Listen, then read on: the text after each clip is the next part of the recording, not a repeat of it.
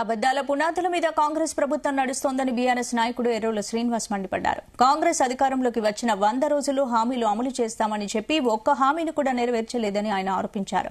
ఒక్క ఇందిరమ్మ ఇల్లు కూడా లబ్దిదారులకు రాలేదన్నారు. గ్రామ సభల్లో రైతు భరోసా పడుతుందన్నారు. కానీ సీఎం ప్రకటించి 24 గంటలు గడిచినా ఇంకా ఎవరికీ రైతు భరోసా డబ్బులు పడలేదని ఎర్రోల శ్రీనివాస్ విమర్శించారు.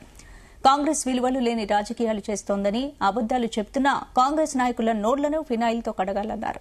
ఇక గాంధీ భవన్ కు ఫినాయిల్ బాటిళ్లను పంపిస్తున్నామని ఎర్రోల శ్రీనివాస్ తెలియజేశారు. 6 గ్యారంటీలలో మొదటిది రుణమాఫీ, 2 లక్షల రుణమాఫీ వెంటనే చేస్తామని చెప్పిండ్రు. 41 లక్షల మంది రైతులకు రుణమాఫీ చేస్తామని అధికారంలోకి వచ్చింది.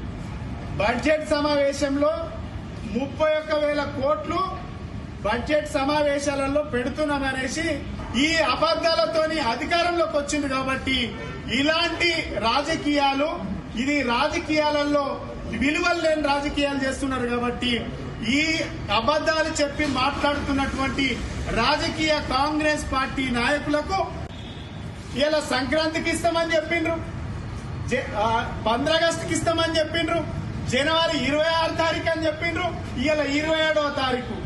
ఒక్క మాట, ఇన్ని అబద్దాలు, ఒక్క నాయకుడు ఇన్ని అబద్దాలు, ఇన్ని విలువలు లేని మాటలు చెప్తున్నందుకు మీ కాంగ్రెస్ పార్టీ నాయకుల నోర్లన్నీ కూడా అబద్దాల నోర్లు, కంపుకొట్టే నోర్లు, డ్రైనేజ్ కంటే అధ్వానంగా ఉన్నాయి. కాబట్టి మీ నోర్లన్నీ కూడా అబద్దాలు చెప్పి ప్రజలను మోసం చేస్తున్నటువంటి కాంగ్రెస్ పార్టీ నాయకుల నోర్లన్నీ కూడా ఈ ఫినాయిల్ తోని శుద్ధి చేయాలని ఇలా మీ గాంధీ భవన్ కే అడ్రస్ చేసి పంపిస్తా ఉన్నా.